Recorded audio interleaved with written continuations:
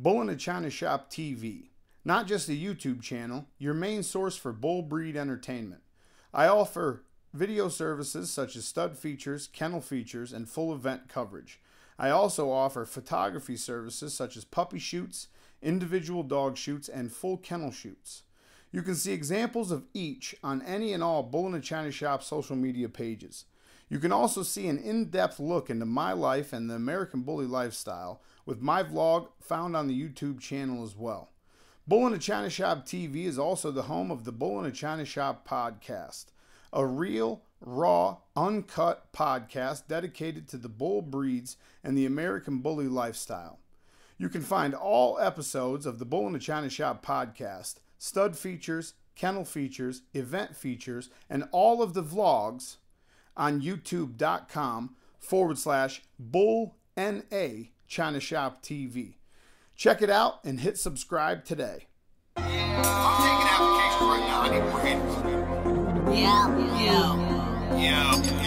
What the fuck is going on? You amazing motherfuckers. And we are in a China shop back again. You want to advertise for somewhere? www.advertise my shit.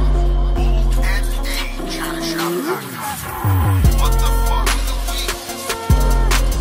Stop taking fucking pictures. The pup. We're gonna be hosted by yours truly, Ty Lumley.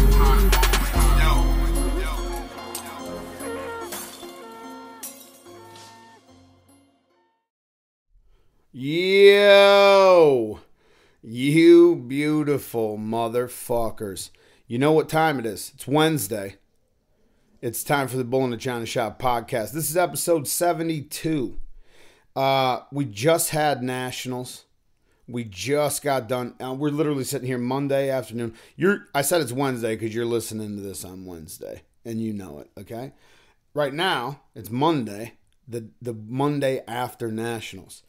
So I thought, who better to talk about nationals with than the motherfucker that went through the same exact thing that I did on the other side of the ring. So everybody say hi to Mr. Senior ABKC judge, two-time nationals judge, director of training and development, Rico Suave extraordinaire, Mr. Rolando Mata. Now, I think I mentioned the first time you were on the show, bro, about your younger pictures and how Rico Suave-esque they are. Yo, what's up, everybody? Man, number 72, Bull-NA-ChinaShop, man. I'm proud of you, brother. You're taking this real far, man. I mean, and I want to start off by first saying it's an honor to judge nationals, always is. But it was a real honor, and it made it even more special to have you on the other side of the ring with me.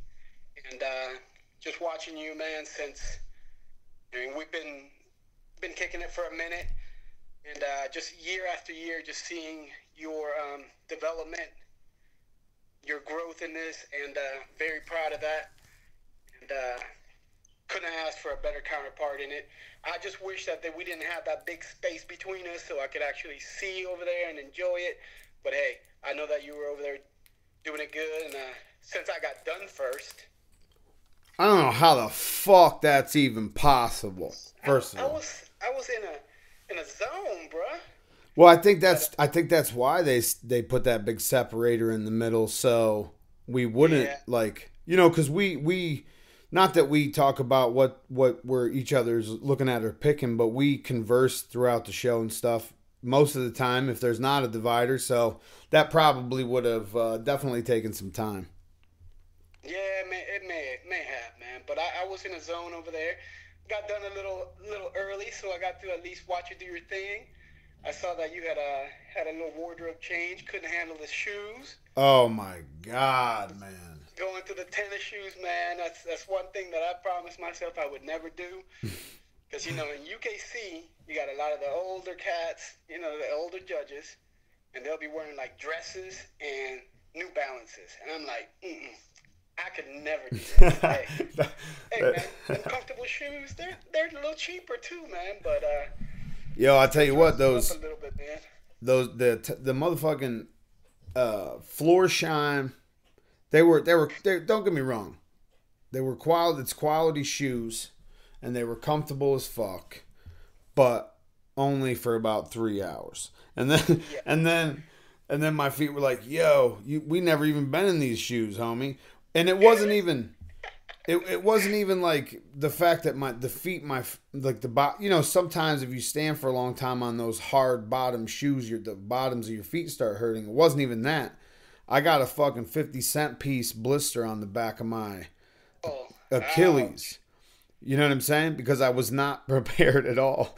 And I wore like legit, dress socks, so they're thin as fuck. So man, you need soft leather, brother. Soft leather. Oh man, it's bad. Even walking around the hotel trying to get out of there yesterday, I was like, yo, I couldn't even hardly put socks on my shoe. I like tennis shoes even.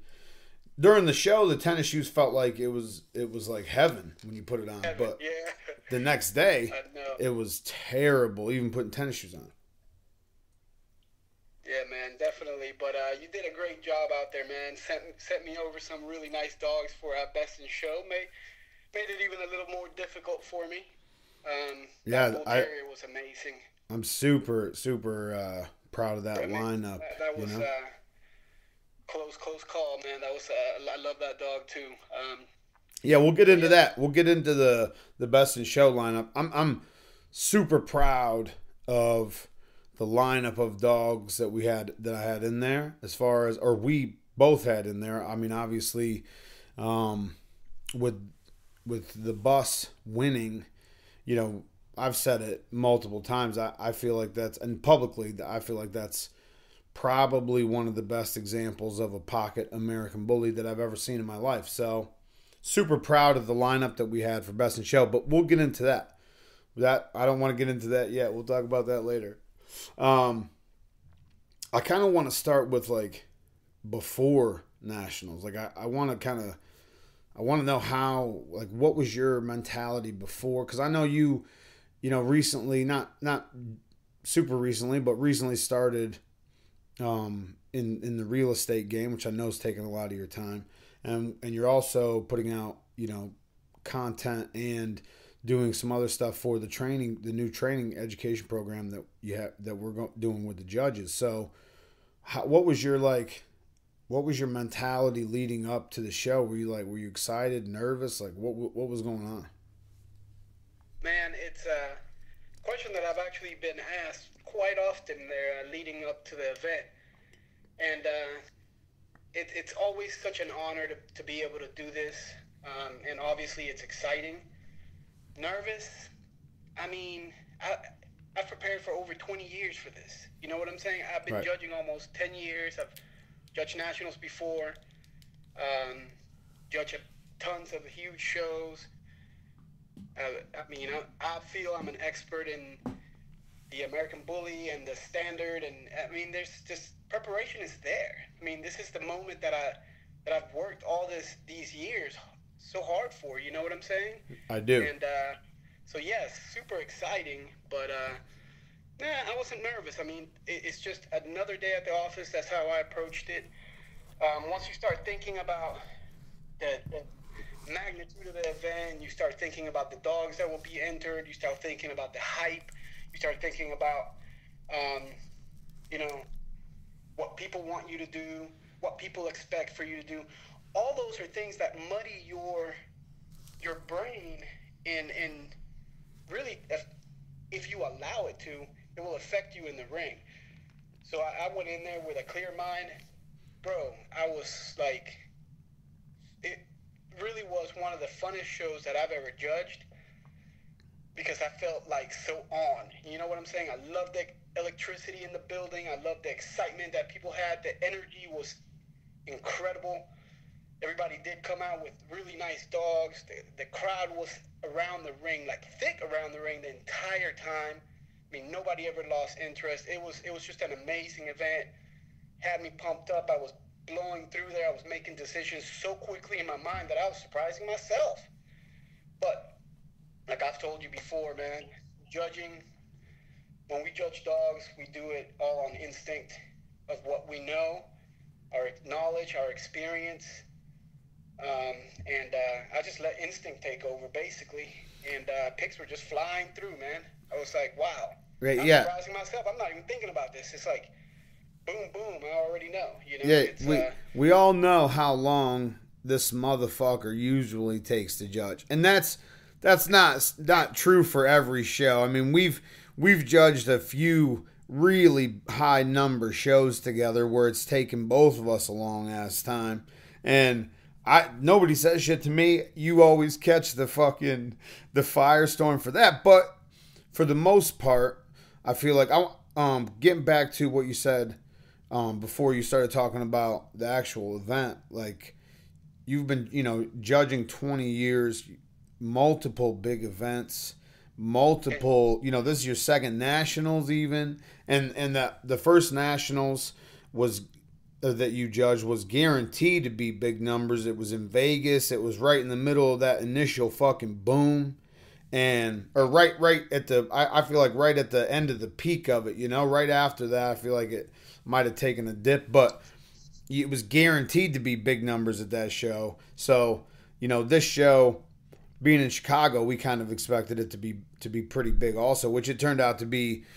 I seen Dave said it was 3,000 plus people, reported 500 plus dogs or close to it, that's fucking insane. I thought in my head every time a new breed came in the ring, and the classes were like all legitimate classes, and I'm like, there's got to be a lot of dogs. I mean, I probably had 200 dogs or close to it myself, just in the other breeds besides the American Bully, and the junior handlers were so deep. The one show with the one class with the junior handlers, they had to use 2 sheets in the book. That's wild. I'm just glad that you did the juniors, because that would have taken me at least an extra 2 to 3 hours. I take my time with the kids, man. That's one of the reasons But we have about me being slow, but with the kids, I'm going to take my time anyways. I think that right. But breed, they deserve it. I don't think that not that I rush through them, though. It's just we have different approaches. You know what I mean? And plus, it's definitely nationals. You had a lot of dogs, you had a lot of things in front of you, so I wouldn't have been able to take that time. But I'm just saying, I'm glad I had your help. Otherwise, we would have been there till maybe midnight. Well, I think the questions, When I judged, we still did. We didn't have quite as many of the other breeds. And when we say the other breeds, we mean other than the American Bully. Obviously, this is the originated with the American Bully. So we've been multi-breed registry for quite some time. But the other breeds that we register, I have to do all of them. 2012, when Milo Garcia judged, that was the longest nationals in record. I think he was literally in the ring for about 12 hours. And oh my God. But he had all of the breeds. So after that, we decided that we were going to have 2 judges for nationals moving forward. And man, that was a great move, because otherwise, I'm telling you, we would have been there till 3 in the morning maybe. Oh, at least with 500 dogs. I mean, imagine how long it would have taken to get through junior handlers plus 500 dogs, bro. Like that would have been insane and not possible to do.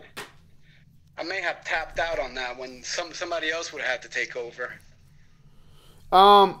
Anyway, so leading up to it, I kind of feel like I was in the same mindset you were with it. Like, this is what I fucking do. Like, I haven't been doing it nowhere near as long as you have. Obviously, I don't have the tenure, especially in a bigger registry and doing multiple breeds like with the UK, the work you do with the UKC. So for me, I just wanted to make sure that I didn't allow any sort of outside influence whether it be my mom and grandmother being at the show, which is a big deal just because I want to make sure they're taken care of, and that's just extra things that you have to worry about, or whether it be all the hating and bashing before the show, or whether it be people that you're close to throughout the community, and the dogs that they have, or not even thinking about that, what dogs people are going to bring, or trying to focus on just having an open mind, seeing what comes in the ring, and finding the best dog in the ring. Especially because I haven't judged in the United States in a year anyway, so I haven't seen any of these dogs up to this point anyway for over a year I have in the U.S. So, which obviously some of them, you run into pictures and stuff on social media, but a lot of times you don't even recognize the dog in the ring because the pictures are that much different from the dog in the ring. So it's you just have to focus, you keep that focus on not letting any of those influences get inside your fucking head, and trying to focus on finding the best dog in every class that comes in the ring. Good, man. That's what it's all about, man. I'm glad that you took that approach, because I think a lot of judges, especially some of the newer ones, and one of the things that makes me so proud of you, I mean, being able to take on this type of event is a big ticket job, man. And you handle it like a pro. You handle it like you've been doing this all your life, and that was amazing, brother. Hats off to you, man, for taking care of business like that, having that approach, having that mindset. It's how it should be. That's what we do, and it's no different. Yeah, definitely. I definitely didn't feel nervous before the show. I felt a little anxious because it was just, we knew for a long time before the show, so it just felt like so long building up to it. And then all the promotion that I've been doing on the podcast for it, and all the promotion that the ABKC did the last month for it leading up, it was just a lot of build up and a lot of anticipation. I was just a little anxious to actually get it started and get it going and get in there. And anytime you're in the limelight, you have a little bit of, I don't know what you want to say, like anxiousness anyway beforehand, but I don't know, man. That's what we do. I felt super comfortable. People ask me all day, how do you feel? This is what, I haven't judged all year in the U.S. I've been waiting to have a big show in the U.S. and see everybody's dogs anyway, and the progress that the community made anyway. And the fact that I've literally just been pouring my brain into all of these other breeds, not just learning the standards, not just learning the generic structure and anatomy of dogs. To me, that's stuff all judges should know anyway. I'm talking about digging into the breed type and the function behind what these breeds are built for and what they're supposed to be doing, and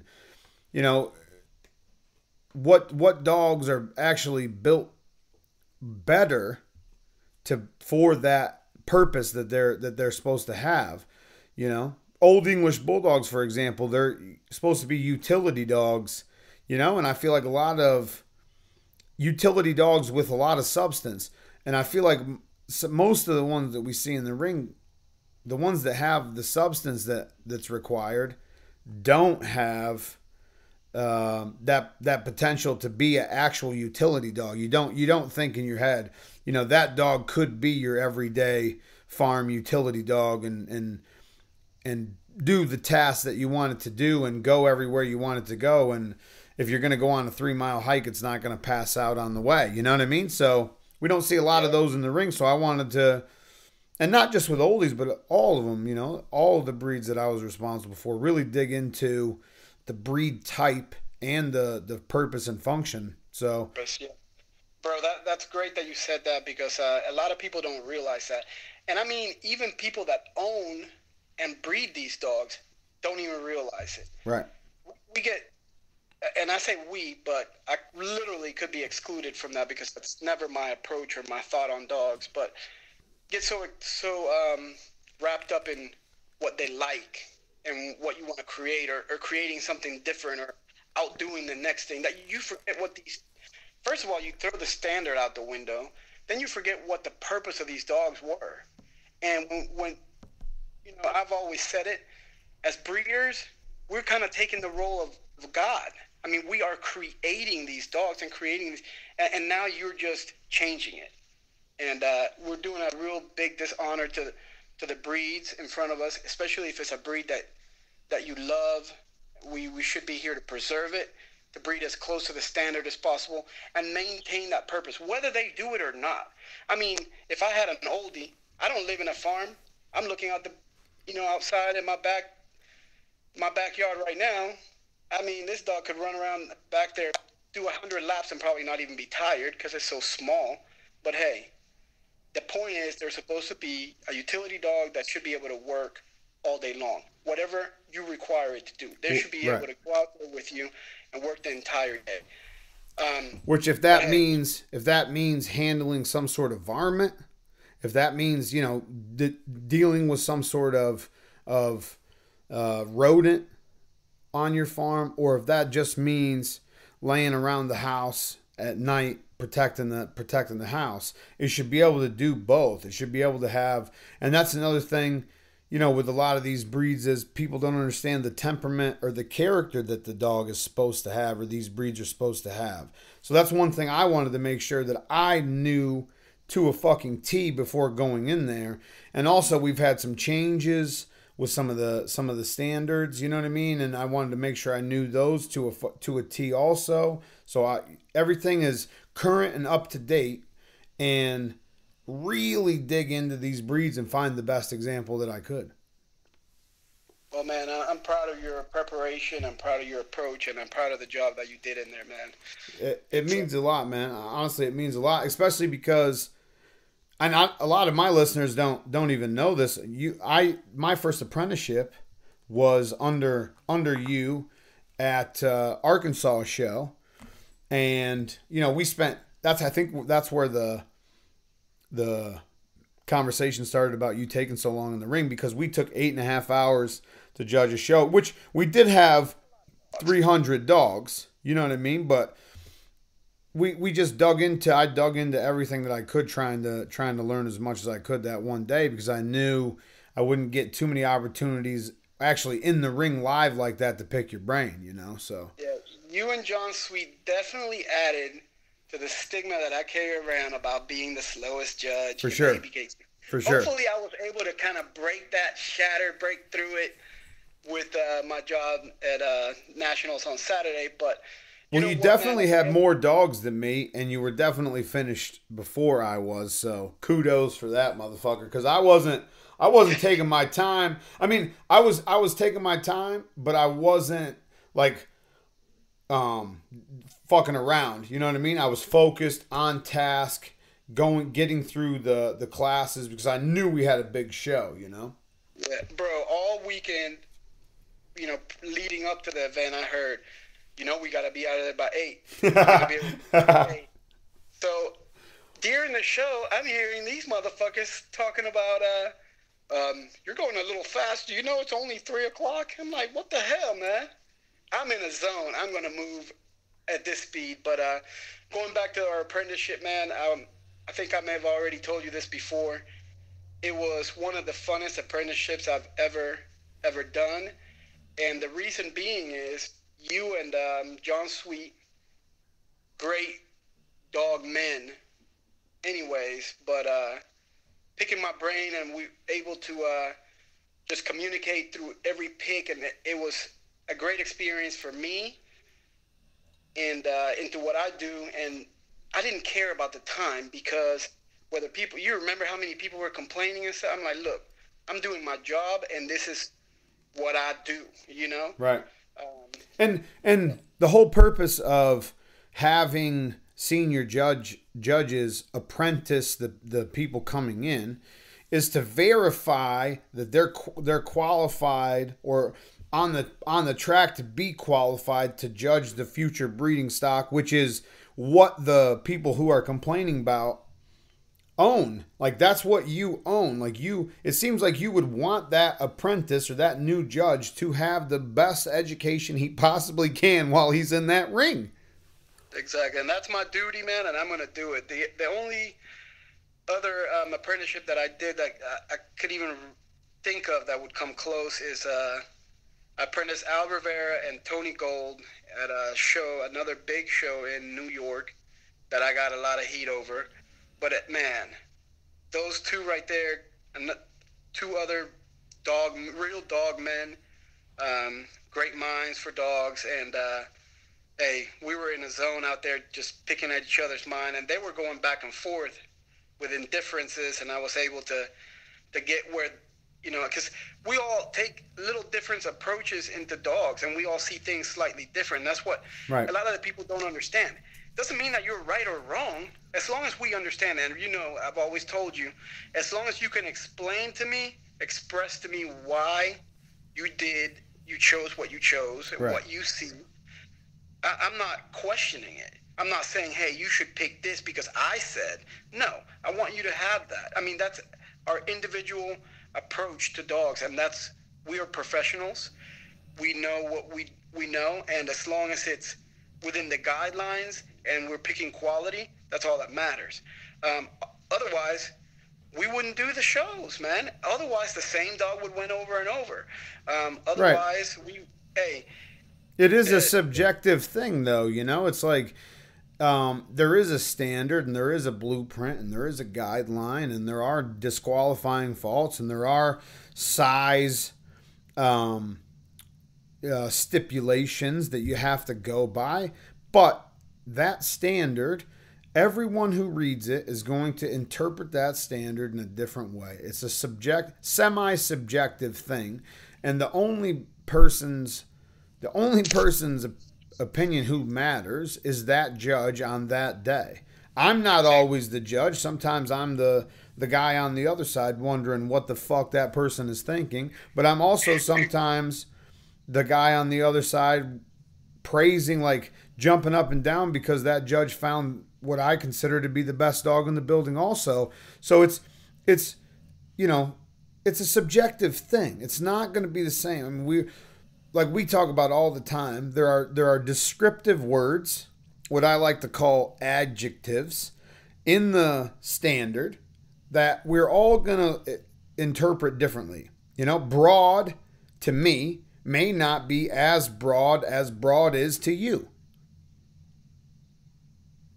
Exactly. And the thing is that and this is one way that I always explain it to people, and sometimes it makes sense, to them. I hope it does. But one way to look at it is,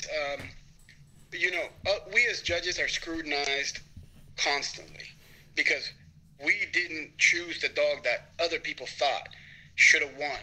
I mean, at the end of the day, I'm in there doing my job. I've earned my spot. I have the experience. I feel I have the knowledge, and it's my choice, not yours. I didn't have to go to the side and be like, "Hey, man, which dog do you think I should choose?" Help me out with this. No. So, to sound rude, but don't feel damn.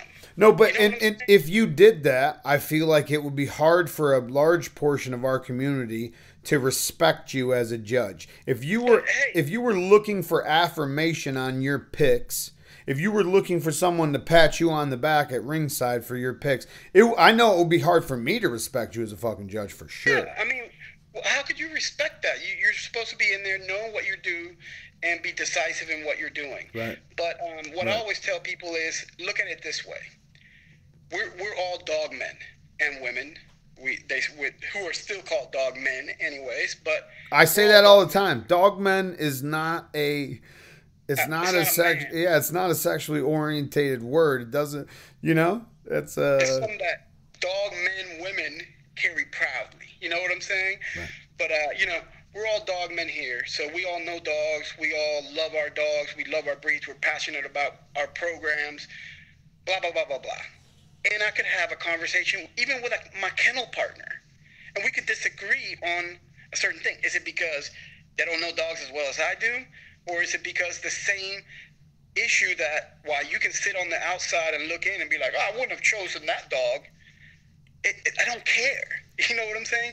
There is those differences of opinion, and at the end of the day, that's what it is. Also, you have to take into you have to take into consideration that if you're standing on the sideline in one spot, there's no possible way that you can see everything that the judge, who is moving around the center of the ring with the dog in close proximity, is seeing.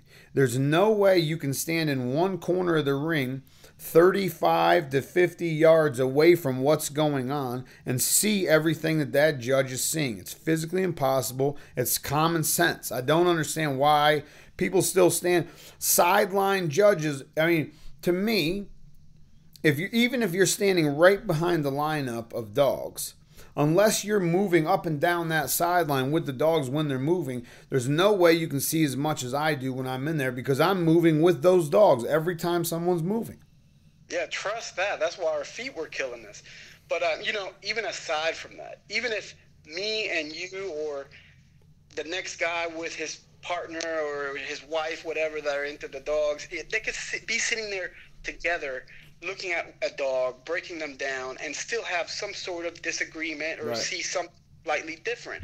And that's what it is. It's just always going to be that in dogs. It's part of the game. It's part of what we do.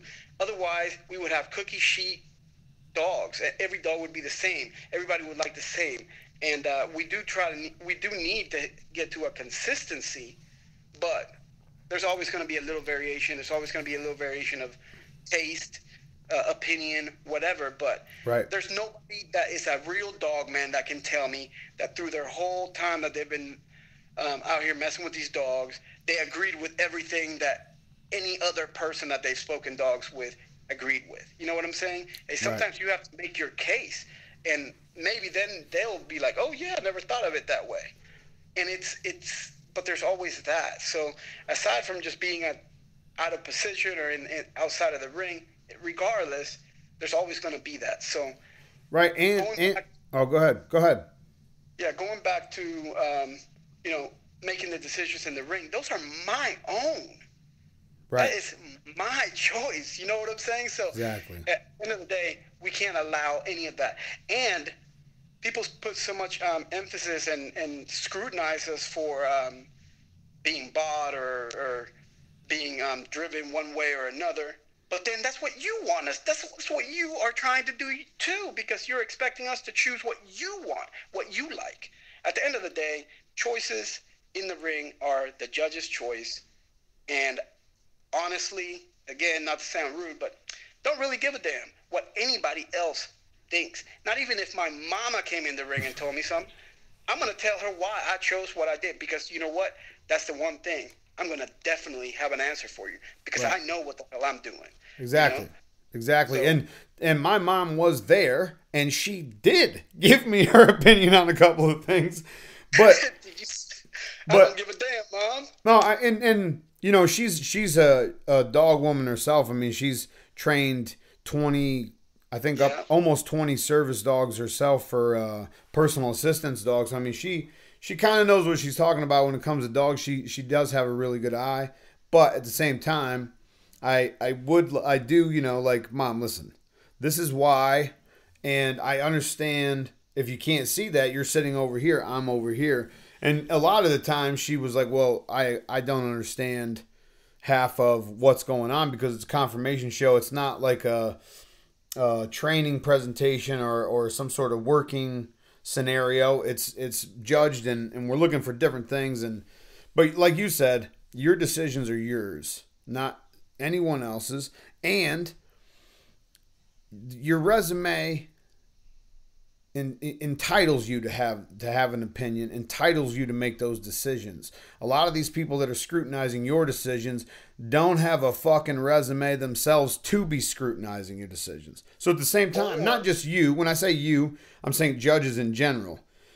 Or this is another thing that comes into play huge in that aspect. is they're emotionally tied to Exactly. a dog, or they have some sort of interest in that dog. Hey, if you thought that this dog could make you some money because he's popular, and hey, you have a breeding with this dog, and now you're a fan of this dog, you're emotionally attached to that. Me, I don't care. It has and you know what? Until we as breeders, owners, and fanciers, until we get that mindset, we're not doing our dogs, our lines, our programs any justice. We have to, even with our own dogs, we have to pull that emotion out of it. And I mean, we've talked about this a bunch. You could tell, like Chris, Bully the Kid.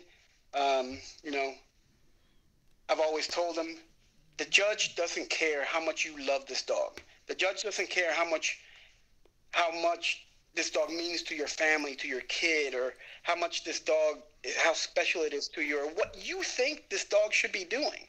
Yeah, or even how well you think that dog fits the standard. Yeah, and exactly. So that's the way that I've always approached competition in the ring. But some of these people, man, they feel kind of entitled, like, I've put in all this work, I've done this, my dog should be the winner.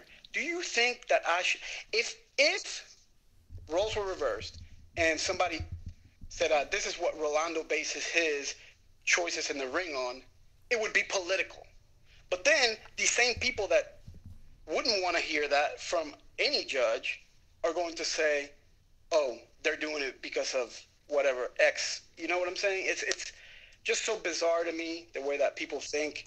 And the dog world, no matter what breed of dog you're in, is crazy. Because it's a form of I think it's a form of why it hits them so personally, Ro, is it's a super personal form of rejection, because they attach themselves to that animal and who they are and their identity to that dog so much that if you reject that dog, you are you are as a byproduct rejecting them. So and we all know how people react to rejection. So I feel like that's why it's such a huge reaction. And you know, shout out to everybody that was in the ring, even if you reacted in an asshole way afterwards. It's okay. It's okay to be wrong. Apologize and we'll move forward. People that have those kind of reactions sometimes are almost too proud to say, listen, I felt rejected. I'm sorry. I was wrong. I'm a man. And we'll move fucking forward, because I feel like everybody that was in that ring, especially the champions, grand champions, and for the best of breed, they're all people, quality people in this community. And I feel like it's just it's an unfortunate thing with that emotional response to it. But I feel like that emotional response comes from that rejection, because their identity is attached to that dog. On top of that, they have people for the last 2 months filling their heads straight with you're going to win, you're going to win, you're going to win, whether it's Rocco or Bear or Bowser or any of these dogs that were people were talking about were supposed to win. Any of, you know, it's you can't let that hype affect you, and I think it does, and I think it makes them personally attached to that dog even more, because they have an expectation to win instead of going in hoping and working and busting your ass and wanting to win. Now they go in, stand there, don't really have their A game. A couple of the top dogs, to me, from what I've seen from the footage after the show, because we couldn't see each other's ring, from the footage I seen after the show, a couple of the top dogs that were, you know, maybe favors to win, really weren't on their A game, to be honest with you. So, and once you get to that level, the little things are going to matter. I mean, we all want the best dog in the ring to win, but once you're on that level, especially under that national spotlight, half of this motherfucker's a beauty contest, so you better be presented well. Yeah, man, and that's a great outlook on that whole situation. That's pretty much spot on. You know, I mean, we do take it personal. I always made a career, and I competed for top 10 year after year after year with my own dogs, my own production. Nobody touched them. Nobody trained them. Nobody bred them. Nobody planned them. I planned their existence. I chose them from 6 to 8 weeks old, and I trained them, and I took them, drug them around the country, and I did it to be proud. As long as, if I lost, it didn't matter to me because it was somebody else's opinion. I never went even and asked them because I don't care. I know I have a good dog. I understand the game. I know that you're not going to win them all. As long as I won more than I lost, I was kind of happy. But, you know, that doesn't even happen. That takes a special dog. If you have a dog that wins more than it loses, that's a one-in-a-lifetime dog. That's a special dog. For you know sure. what I'm saying? For sure. And I've had plenty of those. I've been honored and blessed to have the opportunity to experience that. And I take all those experiences into what I do in the ring.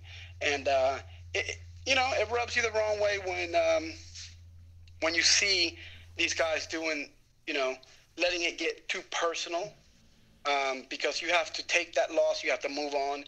Because you do have that great dog, and once you kind of focus on the negativity or get into the wrapped up into the, oh, it's politics, it's this and this and that. I mean, so many people talk about politics in the ABKC, right? And they're going to do it either way, regardless of what dog is on top. But a great example is Grand Champion the Bear. He was our number one dog in the country. Almost broke a record. I mean, it's a dog that's won under just about every single judge in the ABKC, even if he wasn't your favorite or ideal dog. But he still wins because it's not political. Because as judges, we pull our personal feeling or thoughts or opinion even aside, and we're evaluating the dogs that are in the ring. But these guys, the owners, from what I hear, because I don't know, there were RKC people before. Mike Ruiz I've known for years, the handler. He's never really handled at this level. But this year, they've turned, you know, it's a new dog coming in, new people into our registry. Maybe they've been around ABKC or not, but they focus on other registries. So it's nobody that's tied in with our dog, with our registries, and it's nobody that's tied in with our judges. But regardless, right? Now you have that's the number. What your point is? That's the number one. Not to cut you off, but your point is that's the number one dog in the country who have no connections, no ties to anybody, like no political ties to anybody or anything, and has won under almost every judge in the country. You know, that's just a shining example of how unpolitical the shit really is. Boom, exactly. If you look at just that scenario, we're doing the right thing. The right thing is happening out there because that dog, it's not only my opinion, my choice. I didn't make him number one. You didn't make him number one. It's everybody's choosing him, and it's for a reason. The damn dog.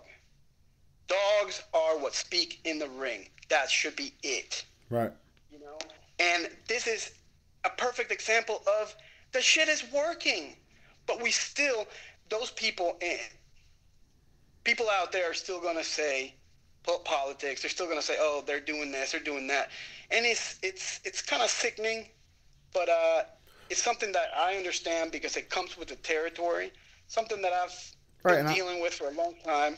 Right. I've been into showing dogs since I showed my first dog in 1997. That was 20 years ago. You think this is the first time this has happened? You think this is the first time I've seen this happen? It happens all the time. Right. Happened then, it happens now, and it'll continue to happen. But I feel like people see that, you know, they see a dog, whether it's any of the top 5 dogs, anybody in the top 5, they see those dogs have the success they have and win the shows that they win and have put up the numbers that they're putting up.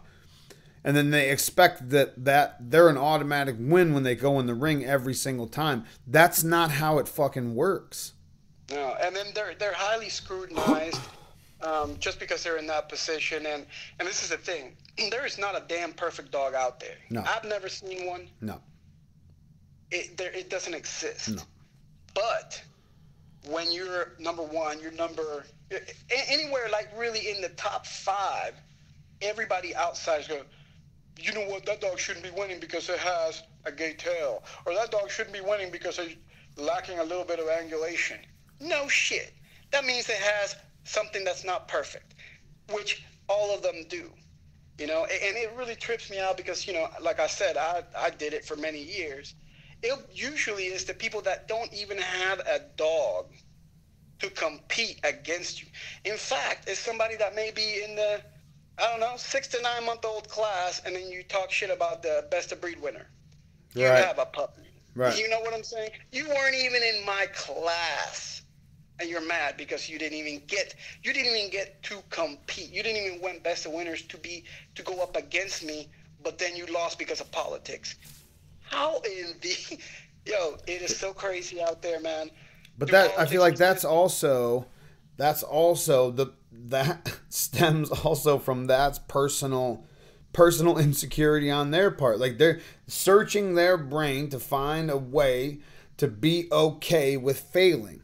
You know what I'm saying? Yeah. That's it. That's it. Like they're trying to cope with failure, and when people can't cope with failure, it turns into delusions, and they have to feed themselves those delusions to continue living life. You understand what I'm saying? It's almost like a survival mechanism, like a defense mechanism.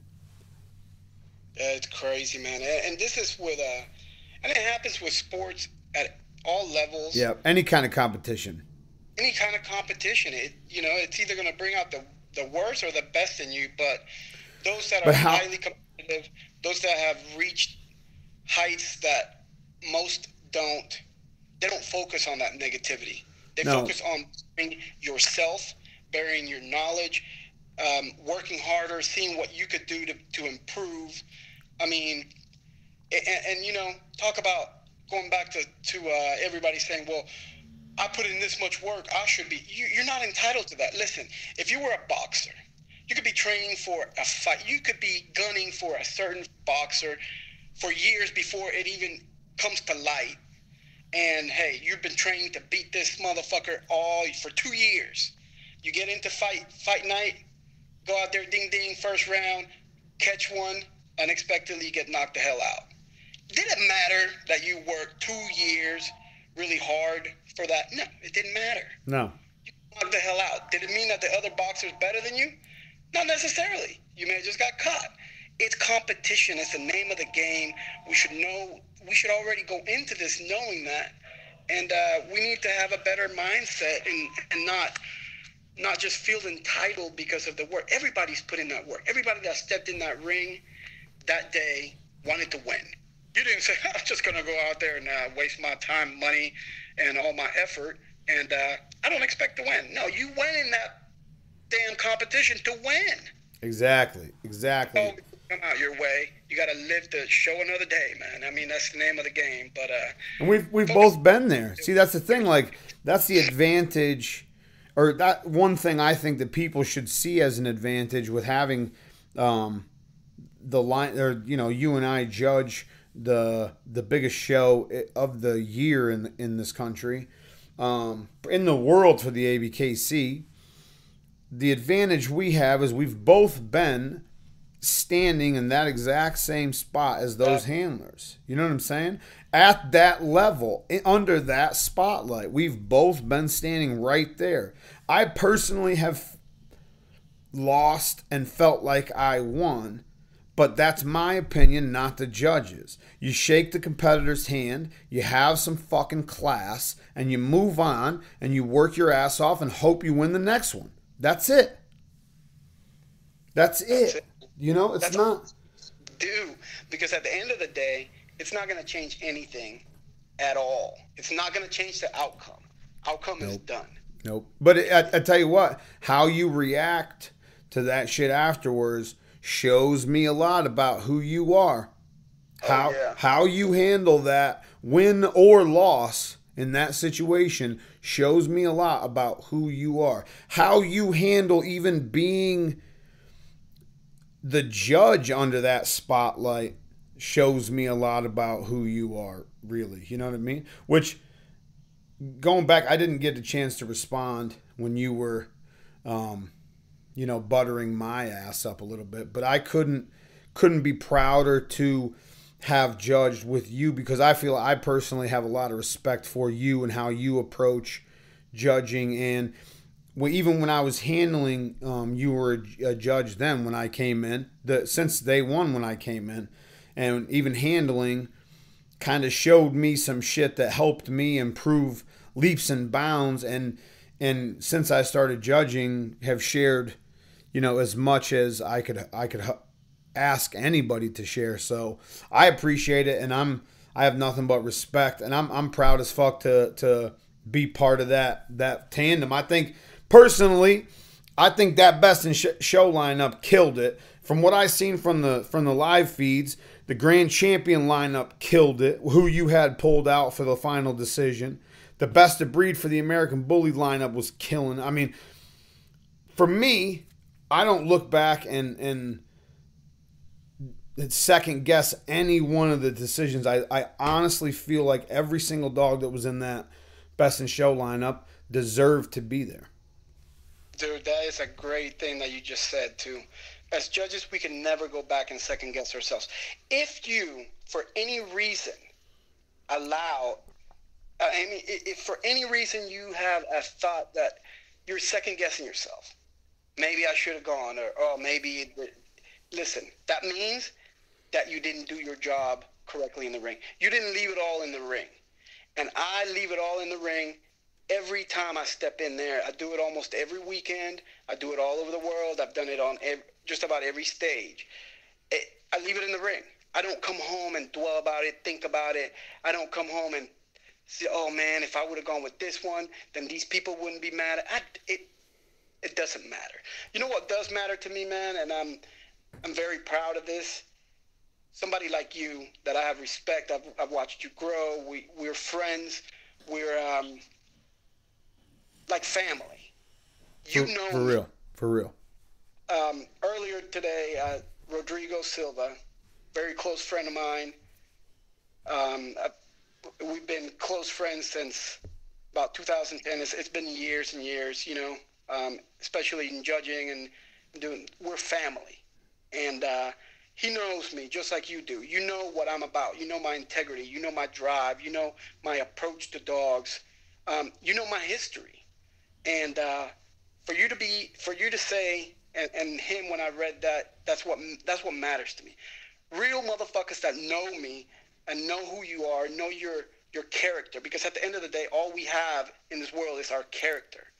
Yep. And for you to say that, for him to say that, for my other close friends that know me to say that and be proud of the job that's all that matters. The other people that didn't bother knowing who Rolando Mata is, except all they want to do is just bash and destroy, because most of the time they have ulterior motives anyways. Do you think that is the only way that affects you, brother, is if you allow it to? The only way that means anything in your life is if you allow it to. And not giving a damn about that is liberating. And that's how I live my life. That's how I live my life. I'm here with my family, with my kids. Life is always a struggle, like it is for many of us. And we move forward. I don't ever look back. I don't ever think, you know what I'm saying? So that's how you have to take judging. That's how you have to approach it.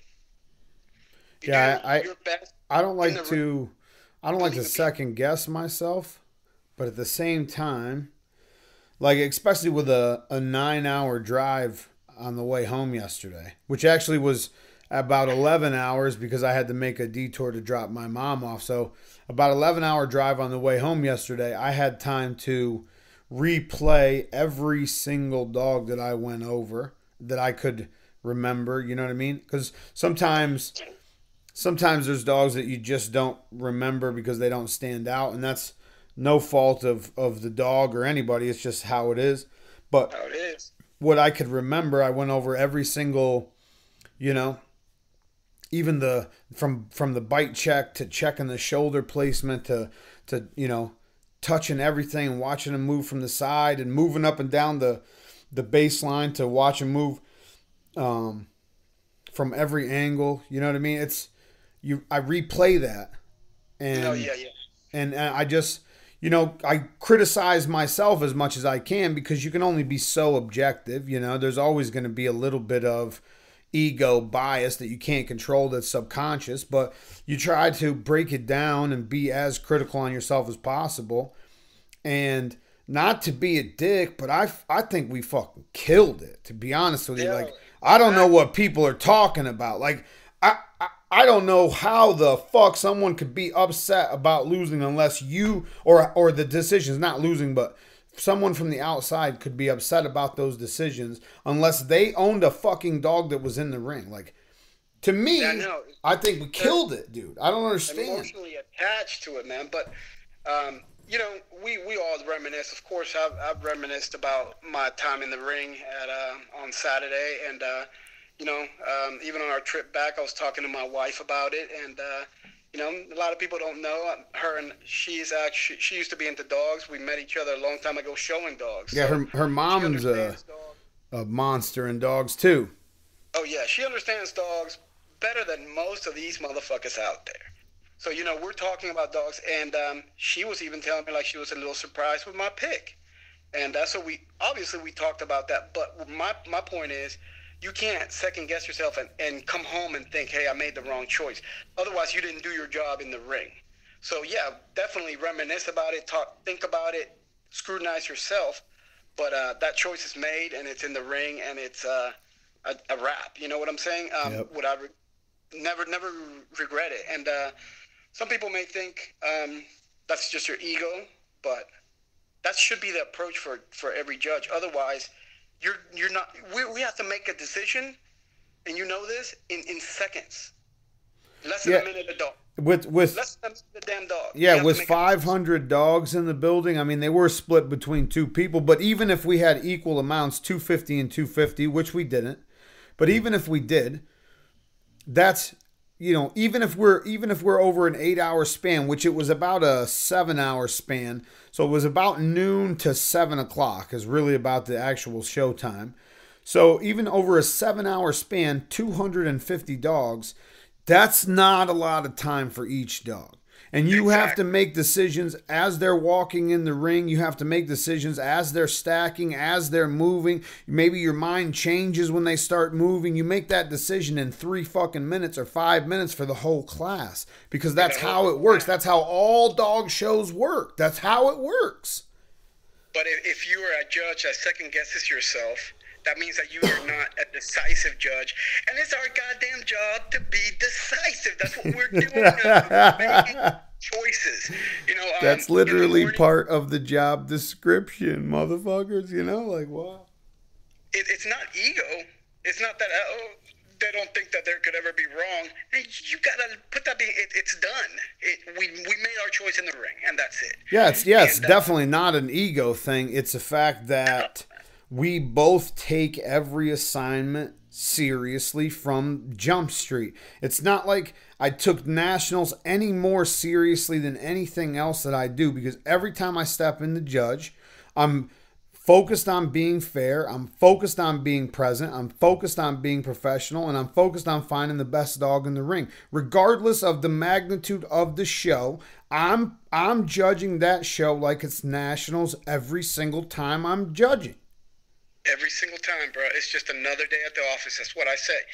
I mean, and that's our approach to dogs, period. Not just judging, right? But dogs, period. The way that we look at it, that's just how it is. 100%. And it just blows my mind how people sit out there and they just can't even grasp that. I mean, do you want a judge that just is undecisive, can't make decisions, lives on the past, and you're going to go out there and you're going to be rattled? And hell no, I don't want that. I wouldn't respect that, like you said. I wouldn't want to show to that judge. The only reason I would, and mind you, as a competitor, the judges that are that way, and the judges that you could even intimidate a little bit with who you are to because you would be a safe choice. Because hey, I know motherfucking dogs. You better put me up. You know what I'm saying? But as a competitor, that's cool. But as a judge, you don't want to be that judge. No. I don't want to be that judge that people are like, oh, yeah, this is a pushover. I'm going to go in here and I'm going to pull my weight. Hell no, your weight means nothing to me. Right. I don't care if we're related. I don't care if we're married. I don't care if I was growing inside your body for 9 months. If my own mother was handling in the ring, I wouldn't care. It wouldn't matter. And I'm not being disrespectful. That's how objective you need to be, my opinion. That is it, man. I would be like, Mom, why did you bring this piece of shit dog to me? Exactly. Yo, hey, Mom, how's second place sound? How's that? How's a yellow ribbon sound, Mom? Go sit down, would you? Yeah, man, it's crazy out there, man. But love what I do, man. It's my passion. It's nothing that I'm ever gonna get rattled on. It's nothing out there is gonna sway the person that I am in dogs, in judging, nothing. And I hope that some people can respect that. But really, it doesn't matter. No. You know what I'm saying? At the end of the day, as long as I'm looking in the mirror and saying, hey, you're that bad motherfucker, that's all that matters. And I would want my judge to be that. Otherwise, then you can start calling all those other things that people talk about. Oh, he went for hype, or he went for this, or he went for that, you know? But no. I mean, at the end of the day, that's your decision. And it wasn't even, like the decisions that are being scrutinized weren't even the best of breed or best in show decisions. Like, it's not that any of the classes are minor, but I mean, I could understand if you put up a dog that had 3 legs for best in show. I could understand somebody saying something then, but fuck, man. Anyway, I want to get off of that because it's just, we're beating a dead horse at this point. People understand, like, we are confident, professional, unbiased motherfuckers, and I'm super proud of that lineup. How sick was it standing there looking at that lineup going, all of these dogs are viable choices? How awesome was that? That was amazing. And I don't know if everybody knows, but at Nationals for the best in show, it's ultimately the American Bully judge decision. Right. That's what I explained to people afterwards. I was secondary, but I feel like you definitely did take. We had a long conversation, and you took my input into consideration for sure. Absolutely. We talked about each one of the other dogs because you know what? At the end of the day, you saw the other dogs. I didn't. Right. So, and obviously I respect you and your knowledge and what you bring, your opinion. So, hey, I'm going to ask. So, obviously we talked about each and every single one of those dogs. And what did we say at the end? We were like, it could be any of them. And then you were actually like, yo, we got to at least choose our top 3. You know what I'm saying? Yeah, and we couldn't even do 3. We had to pull a 4th one out because we couldn't even do a top 3.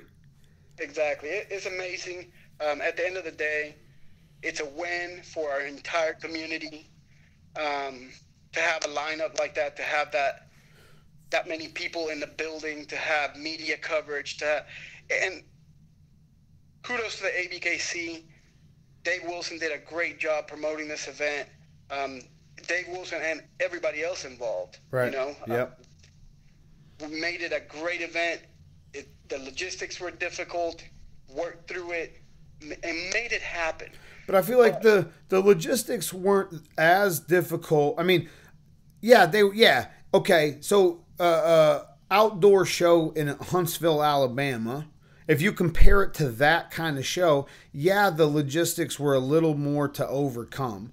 But we're at Nationals. We're at the biggest show of the year at a venue that is normally not reserved for events like that, at a venue that is like top of the line, downtown Chicago, on Navy Pier, in the middle of everything.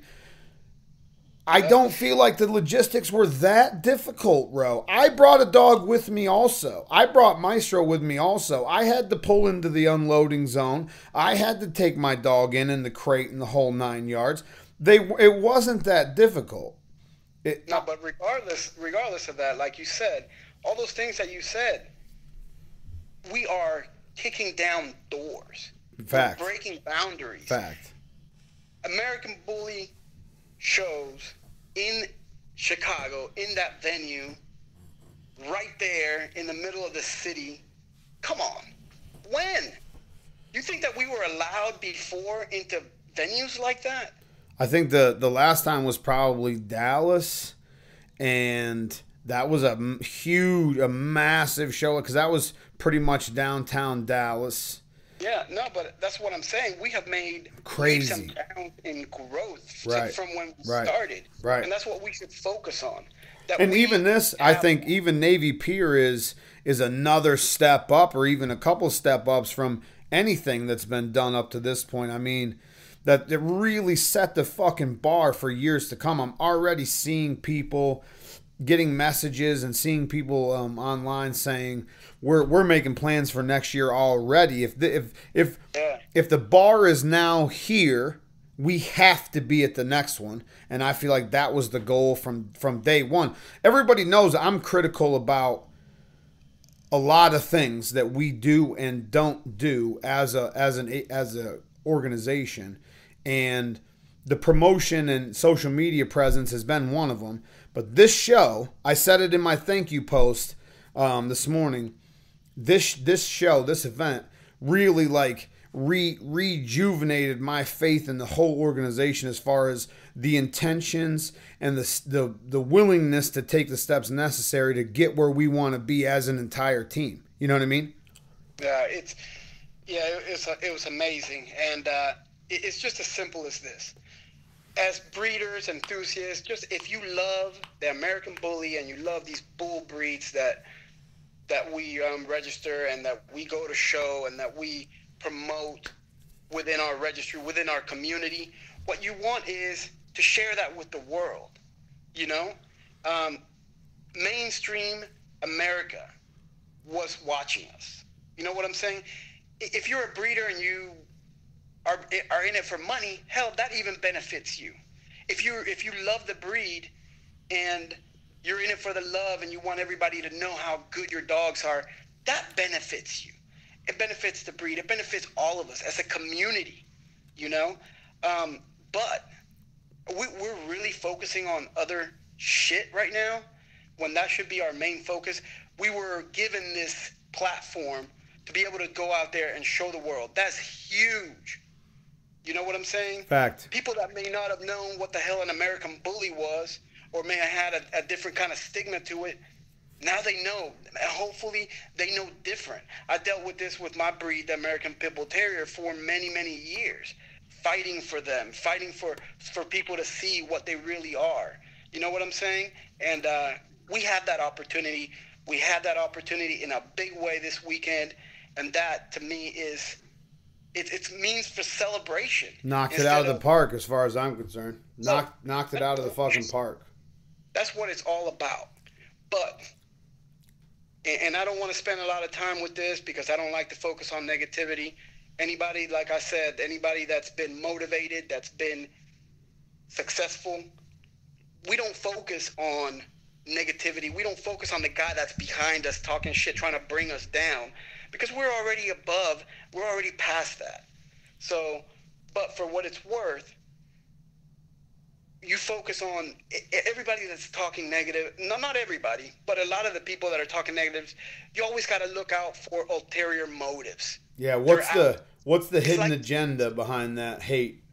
It's like the devil. They're gonna find and even create, manipulate shit to just make it seem bad. Hey, don't you get into no fucking Bible conversations on my show, bro. Okay, we ain't doing the devil. I don't know who listens to this show, but I'm sure we'll start a firestorm of shit if we start getting into some church talk on the show, bro. I have been attending church a little bit more. No, but I agree 100%. There's, you know, anytime you have people who are pushing brands that compete with the ABKC or pushing organizations that are trying to compete with the ABKC, you're going to have to make sure you check that where that hate's coming from. Where's it really coming from? Are they trying to benefit themselves, or are they really trying to be constructively critical? Because most of the time it's a hidden agenda behind that shit. I seen a bunch of shit today about you know, people not cleaning up their shit. Somehow that's the ABKC's fault. I seen a thing today about 3 or 4 booths being empty, and that means the show was dead. I don't know what fucking show these people were at. I took a bathroom break twice during my show. Like an old man, I couldn't hold my potty. Anyway, but I finished before you did. I took a bathroom break twice in the show, and it literally took me an extra 10 minutes because I was pushing my way through the aisles to get to the bathroom, and I had to wait in line in the fucking bathroom because there's so many people there. So I don't know what these people are talking about or what show they were at, but I can't remember the last show that I was at that I had to push my way through a crowd and wait in line at a bathroom. Yeah, it's crazy. You remember though when we were waiting to be called down, you know, introduced or whatever, during the top dog presentation, we were upstairs and they had given us that radio. Yep. To call us when we could come down. And remember that somebody, and this was before the show started, somebody was at the door trying to buy a booth, and they were like, we have no booths available. Remember that? Fact. Now look, if I have a booth available as a show host, I'm selling that. If somebody doesn't show up, and this was at 11:55. Oh my God, yeah. If you have no contact from a lot of these people, and there's 10, 15, 20 booths supposedly that were open, crazy numbers. No way. As a show host, as the ABKC, you're probably gonna sell somebody a booth that's at the door asking to spend $200 at your show. No, absolutely. It just didn't happen. It's just crazy. You just have to look into this shit a little bit. Look at the live feeds. You can't find a live feed that scans around the ring one time where it's just not packed 3 deep around the ring the whole time. Oh, my ring was packed the entire time. Everybody was just there. Even my ring, bro. And we all know how the other breeds, the ring's usually not packed all day. Even my ring was full around the whole day. Yeah, man. It's again, huge, what we man. Huge. Need to do as a community is stop being sheep. Okay, stop being sheep. Have your own mind. I mean, yeah. Look into it, for fuck's sake. Look into it a little bit. Hey, we have all these means to research and to look into things, but we're gonna still follow on the first thing that we hear or see. And again, we should always look at the ulterior motives. There's always one there, you know. Yep. Every time. But especially when we've got, you know, the whole situation with Terrell showing up and being asked to leave and, you know, not being allowed into the show. I mean, I feel like I couldn't be more proud of the whole organization than that moment right there, having a backbone, standing up and saying, no, you have an entire show dedicated to bashing this house, and now you're trying to knock on the door and come and use the bathroom. No, thank you, sir. and not only that, from what I heard, because, you know, I don't get involved in any of that kind of crap, but from what I heard, he had threatened people that were there. Now look. Oh, he's made threats to me. I was judging at the show. He's made threats to me. Not that I told anybody about that. I know he's made threats to at least 2 other people that were in the building showing. So look, here's a scenario. The ABKC has provided, because that's, I mean, any way that you slice it, that's how it is. ABKC has provided you with this amazing stage where we have news coverage, where we've had news coverage, radio advertising for the week leading up to it. All eyes are on this venue. Show your best. Going back to the dogs taking shits everywhere. Come on, people. Yeah, but that doesn't fall on the registry. They had a cleanup crew. The host had a cleanup crew. They had people coming around cleaning up shit. It literally was just the amount of disrespectful people in the back aisles that refuse to clean up their own shit when the dogs go to the bathroom. And that's what I'm saying. Go through great. I mean, it takes money, it takes time, it takes a lot of effort to be able to provide that stage that we were given. You Right. know, to Fact. show the world our breed, to introduce our breed, to show people what we do. And that's the best that you can do is have your dog just shit and just leave it. But going back to Terrell, if he came in while there's news channels there and a big fight happens or some kind of disturbance, how does that look? Yeah, why allow a liability in the building? That's my look at it. It's crazy. Oh, allow him in because you are right now. As much as people talk about, they're doing it for the dogs, they're doing it for the community. If that's your intentions to come at the biggest stage for your community, for these dogs, for this breed, and that's what you want to do, shit on it, just like the rest of the people that allowed your dogs to shit on it, then what are you really doing for the community? Right. And it's nothing. I don't have a dog in that race at all. I don't have an opinion about, I mean, I don't feed into the negative shit. I don't give a shit anybody's opinion about me or how I do things. I don't really take threats that well. You know what I mean? I mean, especially through a private message. If you're going to threaten me through a private message, at least have the balls to call me on the phone and threaten me. You know what I mean? And let's have a conversation somewhere. And if we disagree at the end of it, then you can tell me to fuck off and we'll go our separate ways, or make a move either way, whatever you want to do. But for me, we can't allow that type of liability into the building. And it's to me, you sleep in the bed that you make, man. You sleep you have to clean up the mess that you make. I mean, it just is what it is. Yeah, absolutely not. Man, people I don't understand how people cannot see that. There's always an ulterior motive out there. I mean, we definitely need to show respect to our OGs, and no one's taken away anything that Terrell's done or accomplished in the past. We definitely need to have respect, but at the same time, if that OG is not showing the same respect, some point you have to draw a line and say this isn't going to be allowed anymore. No, well, when they became a liability, you just can't allow them in. You can't. Again, I've always been cool with Terrell. I like him. I don't have no problem with him. I don't even see the shit that goes on. Because I don't care. Right. The reason I don't see it is because I don't care. Right. And that's the thing. Our community is kind of split, and we're always split. Things are always better together. I mean, unity speaks volumes in anything that we do together, we can accomplish far more. But we're always split. And a lot of that has to do with these people with ulterior motives, that they are constantly doing that. And lately I've been seeing, because like I said, I don't see it, and this is why I don't see it, I'm about to explain. I don't see it because I don't really give a shit about it. But those people send me screenshots of conversations or things, people are talking about you, like, okay, and you think I'm going to come in and give them that satisfaction? That would be me allowing somebody to have an effect on my life. This is my life. Also, you're going to give them free promotion, bro. Because your social media alone has more of an impact than anything that they're doing. My social media reach is almost 500,000 fucking people. If I respond to that, 500,000 people are now turned on to that negativity. I'm not doing that. Boom.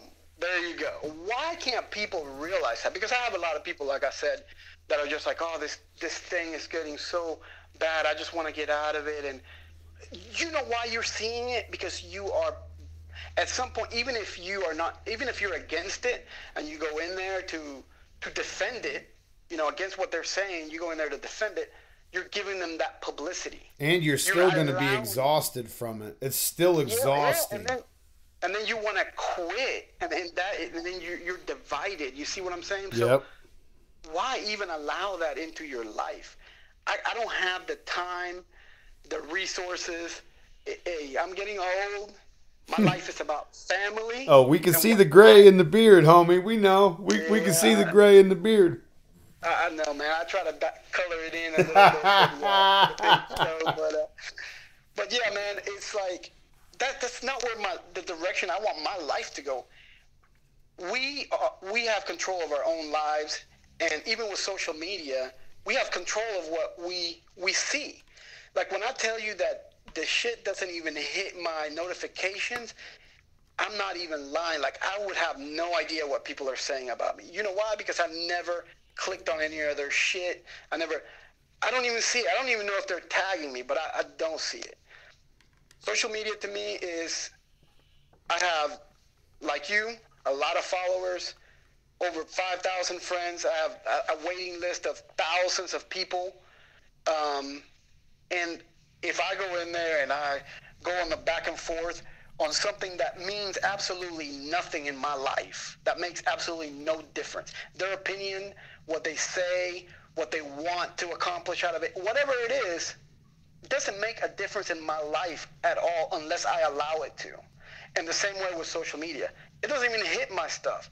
But I have a business. I'm out here living in the real world, okay? And I have a business of my own that I have to promote, and I have to promote it through social media. Now, if I start getting in all these little back and forth internet gangster bullshit, that's what people are going to see. That my people, my clients, the people that are putting food on my table would see things like that. You think I'm going to be dumb enough to do that?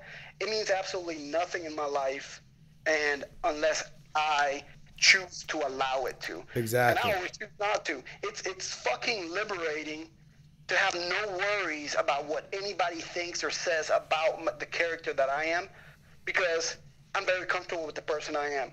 I actually love that motherfucker. What somebody else that I haven't even met thinks about me, do you think it affects who I am or what I'm going to do or how I'm going to do it? I say this all the time, dude. I don't worry about whether people like me, because most people don't like themselves. You know what I'm saying? If they can't even like themselves, how could I expect them to like me? On top of that, I don't really lose sleep worrying about whether or not people approve of what I do. I think people already know. If anything, I go against the grain on purpose to a fault sometimes. So I really don't give a fuck how people feel about what I do. The problem is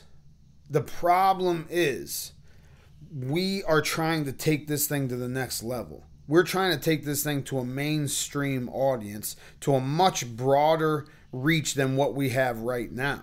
So if we continue with this drama and this negativity and these, you know, crazy allegations and accusations and straight made up lies and rumors, if that shit continues and that continues to grow off of that, that's only a temporary growth. Eventually people are going to get tired of that, and you're going to alienate everyone that follows you through that shit. But B, the more people that see that, the worse it looks from an outside eye looking in. And we're trying to get that outside eye to look in and bite onto the fucking hook. So we can't feed into that negativity any more than necessary. Sometimes it is necessary to check these motherfuckers, though. Promise you, 2018, if this shit continues, there will be people out here checking these motherfuckers. And a lot of it comes from these guys not having the facts and the lies that they're making up being able to be disproven with facts and with proof, you know? So I feel like 2018, if that shit continues, it's going to come to a head. And that drama and negativity's, it's just putting a dark cloud over a certain percentage of the community. The good thing is it only reaches that small percentage, and the majority of the community doesn't bite onto that shit. But again, every time somebody responds that has a bigger reach than them, or anybody that's making negative comments, it exposes it even more. Yeah, exactly. It's pretty sad, man, that we turn to that. Like, I'm a businessman, and there is competition out there in the business I do. It's highly competitive. I'm a realtor, highly competitive. But we've taken an oath of integrity. Every job that I've taken, it's got to do with integrity. Integrity is huge with me. Fuck what the other people think. That's how I live my life. Now, today I dropped off my kid at school, and walking out, I saw this little thing that they had hung up, and it said integrity. Integrity is doing what's right even when people are not watching. You know what I'm saying? Right. That made me smile because that's so true. Integrity is everything. But as a realtor, even with my competition out there, I can't contact their people and be like, oh, yeah, you know what, you don't want to mess with him, because we've taken an oath against that. How I can gain people's business and their trust and ultimately make money is by doing the best that I possibly can with me. I have to be better than them. I have to be that guy. You know what I'm saying? And that's my approach to life, period. You know? And if you want to build your business on bashing something else or riding the coattails of something, you're going to be back there in the coattail. The only way that we slow down, this is a quote from Bully the Kid, the only way that we slow down is if we start looking back at the people that are behind us. You know what I'm saying? The only way how did he say it? The only way they'll catch you is if we continue to look back. I'm moving forward, man. I don't even see it. I'm next level on that. Shout out to Bully the Kid for providing that quote that you just butchered. I kind of butchered it. On the show, you can say it. You know, you get the idea. It's just bizarre to me, and people buy into that. But you know what? If the people that buy into that are going to be your followers, they see ya. I don't want them following me. Exactly. That's one of my biggest reasons why I don't feed in or hype up that negative shit, is because I don't even want those people around me. I want people around me that are focused on getting better and making everyone on the team better. You know our philosophy. I mean, I'm not from Atlanta, but I feel like I'm part of the connection at quote unquote, whatever the fuck you want to consider that. But you know how our mentality is with that. We want everyone in the fucking crew to eat equally. We want everyone in the crew to succeed and fucking prosper equally. You know, we're not trying to hold anybody back. If anything, we're pushing other people up higher than ourselves, and knowing that is going to pull us up with them, because a rising tide floats all ships. So exactly. If we can push someone else to the next level, we're automatically going to rise to the next level, just because if you want to be part of that cream that's rising to the top, you have to. You have to do that. And see, that's what most people don't. Like I said earlier, unity is everything. With unity, we can accomplish far more than we can without it.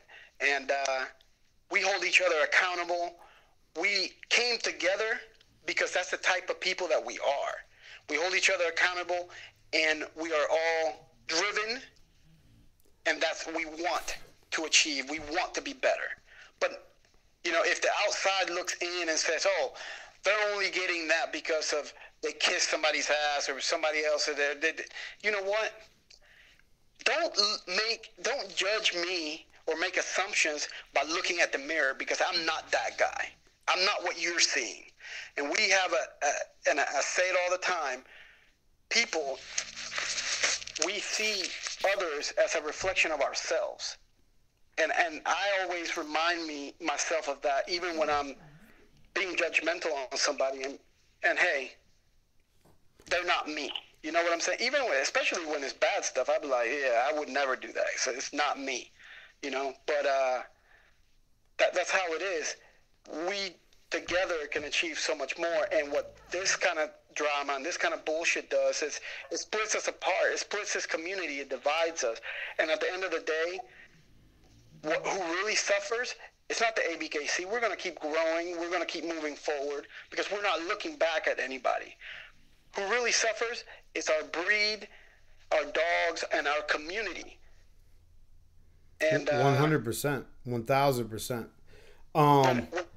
We're providing this huge stage to show the world, and then all we can think about is negativity towards it or whatever, and that's what people are going to see, and it's going to divide us, and it's going to slow us down. Yeah. Progression is about moving forward, and you cannot move forward in that fashion. If you continue to feed off the negativity and you continue to bog yourself down, it bogs down your entire life. It's crazy, man. It's crazy. I'm just super proud to be associated with an organization that I can finally say has a fucking backbone and stood up. Not every situation requires that to happen, but I feel like in this situation with that liability, it couldn't have been allowed, and I'm proud to say that I'm a part of the ABKC, and I'm proud to say that they didn't allow it. So, and to be honest with you, fuck all that drama, because that had you know how much of an impact that shit had on the show itself? Zero. Not a fucking bit. Not one bit. We didn't even know that shit was going on inside the building until the next day. I didn't even know till Sunday, and I was there. So I just wish people would look past all that shit and try to pull their head out of each other's asses. So, and I don't really want to talk too much more about it because they're already getting more shine than they deserve, I feel like. So yeah. But listen, brother. And talking about in general, though, not even just necessarily them or their situation, just in general, we have to be better. We have to unite. We have to be better as a community, and we have to do it for the right reasons. We have to do it for the dogs. We have to move our. This is a passion. This is a love for this breed. This is why we do what we do. We need to push past this kind of shit. We need to move forward. Keep forward thinking. It's progress. I mean, we're not going to get anywhere, and things are not going to be any different if we continue to be bogged down by this negativity and all this drama. And it's like, not only with the dogs, but I think it's kind of going on with everything in this world, it seems like lately. And social media is a great tool. It brings out the best and it brings out the worst in people. Don't be that person that it brings out the worst in. For real. Be better than that. Speaking of being better, I think in 2018 the sky is the limit. I feel like that show set the bar super high, set the bar high for Euro Nationals, set the bar high for Mexico Nationals, set the bar high for the Asian Nationals next year, set the bar high for everyone that wants to throw in a show in the U.S. next year. You show hosts need to bring your A game. You need to bring your A game, and Bull-NA-ChinaShop TV can help. While I've got Rolando on the phone, he can attest. I've covered multiple shows for him. I feel like the World Cup video we did has, I think, 140 or 150,000 views on the YouTube channel, Bull-NA-ChinaShop TV. If you haven't yet, check that shit out. The Perry video I did has 20,000 views, I believe, and we didn't have quite the turnout for Perry that we did for World Cup.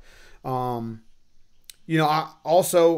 personally will be available to MC, video, photography, and promotion the entire year 2018. Rolando, what kind of value do you think Bull-NA-ChinaShop TV brought to, especially the World Cup after, with the video blowing out? That video went viral almost instantly, and it's my most viewed video to this day. Well, the real value and the reason why the video went viral is because I've had great people to work with. through some of our prior events, and you captured what I've always wanted. You captured the energy of the building, the event, not just show ring footage, not just a few interviews. You captured the energy. When I watched that video, I wanted to be there. You know what I'm saying? Like, that's where the fuck I want to be. And that's what you did with that. Obviously, that was 2016. 2017 was much bigger. We did have the hurricane that kind of slowed us down, but that video is part of that. That video is part of what drove that event to have that success, right, and to be even bigger than the time before. And I feel like we did a little bit of promotion also beforehand for the World Cup, which I'll be doing a lot more of on the podcast next year, 2018. So if you're show hosts out there, if you have shows that are already scheduled, the best thing to do is this podcast has 100,000 downloads in 72 episodes. It gets out there. It reaches people. The YouTube channel has 400,000 views almost already, and we're only less than a year and a half into it. We're getting it out there. The social media pages, the Bull-NA-ChinaShop TV Facebook page has 190,000 followers almost, 200,000 followers almost. So the reach is there. The impact is there. If you need help promoting, advertising, email me at realtylumley@gmail.com. Rolando, thanks, brother. I appreciate your time, man. Anything else? You got any final thoughts? I wanted to say one more thing about Bull-NA-ChinaShop. Shoot. That I think it's worth mentioning. All those people, all the followers, all the views, all the downloads, it's not only within our community. You're reaching outside of that, and that's what we need. We need we need the growth. You know what I'm saying? We need to reach beyond where we are at, and that's worth mentioning because you are reaching that. You're providing that. Yeah, that's been the focus. That's been a huge focus because, it's good to make sure that the people within the community get all this information because they've already got started. But the focus has been reaching out and bringing people in from the outside and starting them off with the mentor that most of these new people never had. And the mentor is not me, the Bull-NA-ChinaShop podcast. This is the first and only podcast dedicated to bull breeds and the American bully lifestyle. There are other podcasts. Rob Lee has started the Bully Market Show dedicated to American bully lifestyle and bully market lifestyle. We are covering all bull breeds, every breed that the ABKC accepts that we consider bull breed and more. Bull mastiffs, boxers, bull breeds in general. That's what we cover and that's what we're into. Dogo, Argentinos, all that stuff. I'm interested in giving people that come into these bull breeds that mentor that most of us didn't really have when we came in. And the positive thing is the majority of the feedback I get, the messages and emails say to me exactly that. Thanks for putting this show out there because we don't have anybody that wants to share some of this information. And I'm a dog man, as you stated. And there's not a lot of people, if they are putting content out there, maybe they're not as deep into the breeding side or have an eye for the angles and lines. And I was a professional handler. I know how to make a dog look good. I've been taking pictures of my own dogs for 8 years. I know how to make the angles that you need to make your dogs look good in pictures. Not to lie to people, but to show your dog's full potential in pictures and videos too, because I feel like video don't really lie. So if you want to show the best parts about your dog, you need to get the right videos. If you want to show the best side of your dog, you need to get the right videos. And I feel like the fact that I'm so deep into it helps with that. So, and this is all stuff that people have said to me through the feedback over the first 70, 71 episodes. So I just appreciate the support, bro, because there's not a lot of people attached to the established community that are showing that kind of support, and it's disappointing and it's frustrating. And at the same time, I'm doing the numbers that the people who are getting the support are doing without it. So imagine what the reach would be if everyone supported everyone. Like, imagine that. Yeah, exactly. Back to unity.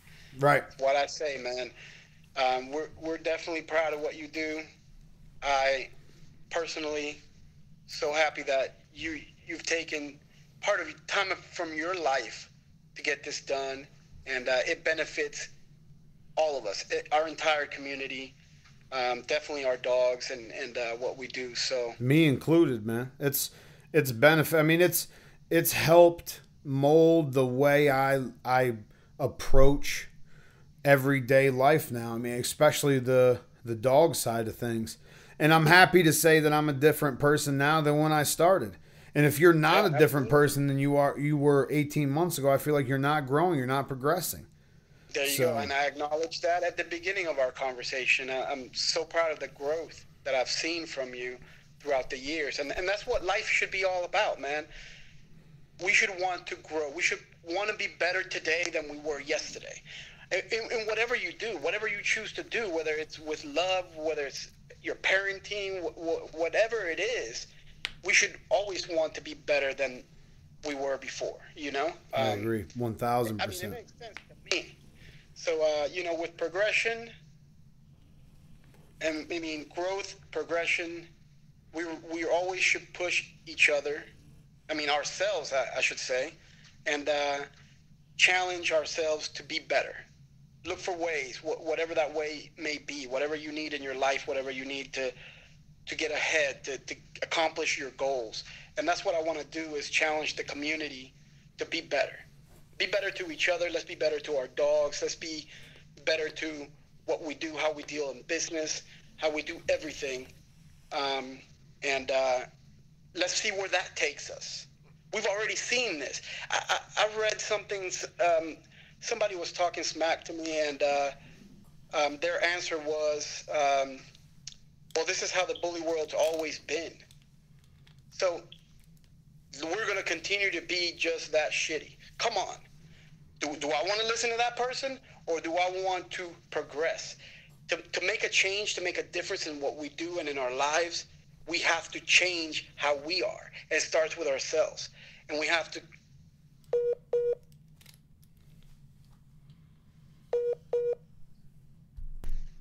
If how we've been hasn't worked out very well, let's make a conscious effort, be different.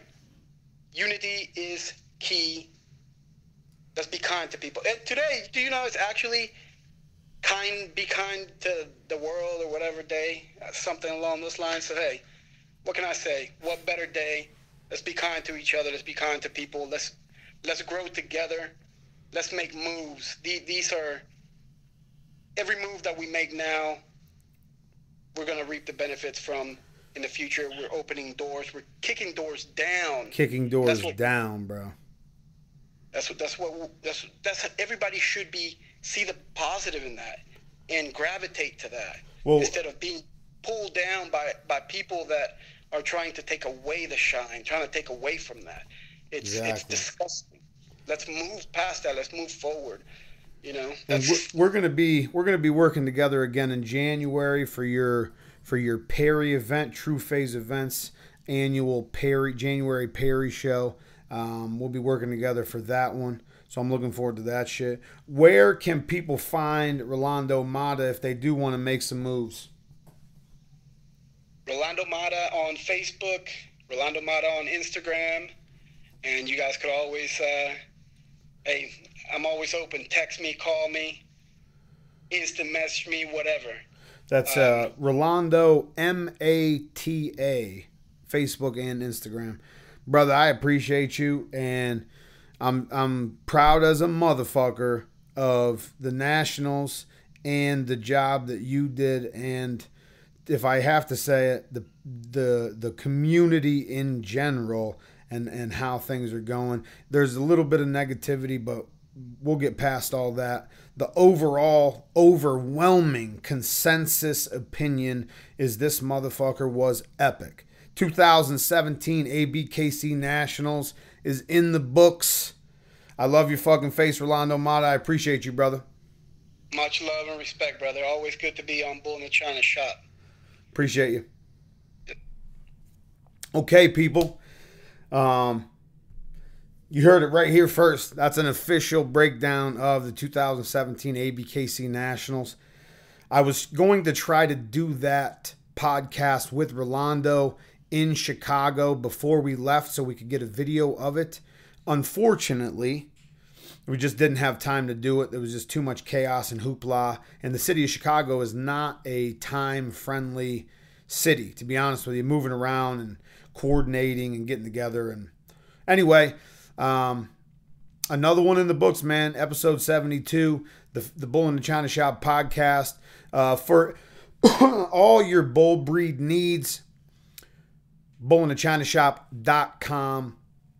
To find all older episodes of the podcast, subscribe on iTunes to the Bull-NA-ChinaShop podcast, or hit up Bull-NA-ChinaShop TV on YouTube, or stay right there on the Bull-NA-ChinaShop.com. That's Bull-NA-ChinaShop.com website. Hit the blog page. All episodes of the podcast are on the blog page, starting from the newest episode on the top. The farther you scroll down, the farther back in the catalog you go.